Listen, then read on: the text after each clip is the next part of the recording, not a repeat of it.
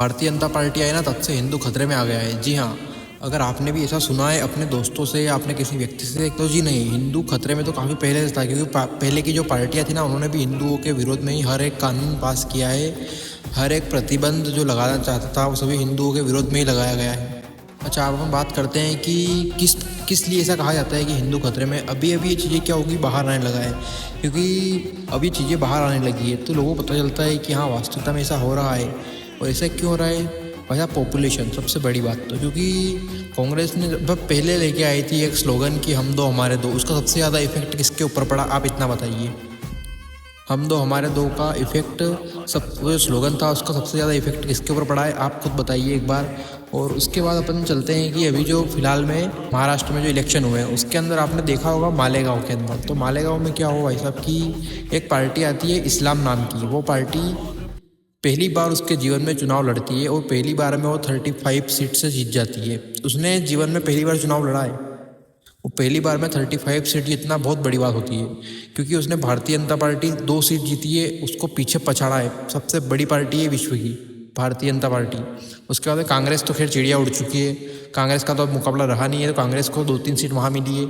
और इसमें एक गौर करने वाली बात है कि शिवसेना, जो महाराष्ट्र तो गढ़ है ना शिवसेना का, तो उसके अलावा तो किसी की सत्ता रहती नहीं थी वहाँ पे, तो शिवसेना को पछाड़ा है। और सब पछाड़ा क्या, कोई टक्कर भी नहीं आया है इस्लाम पार्टी के। और एक और बात, इस्लाम और AIMIM पार्टी दोनों अलग अलग है, दोनों पार्टी एक नहीं है, दोनों अलग अलग पार्टी है। और इन्होंने बहुमत हासिल किया है वहाँ पर, समाजवादी पार्टी का भी संगठन गठबंधन इनके साथ में। तो अब हम बात करते हैं कि ये पार्टी पहली बार चुनाव लड़ती है और इतनी बहुमत कैसे लेके आ जाती है 35 सीटों के आसपास में। क्योंकि चुनाव लड़ने के लिए तो काफ़ी सालों से मेहनत करते हैं, उसके बाद भी नहीं आ रहा है। कांग्रेस तो इतने लंबे सालों से लड़ती आ रही, तब भी खत्म होती जा रही है।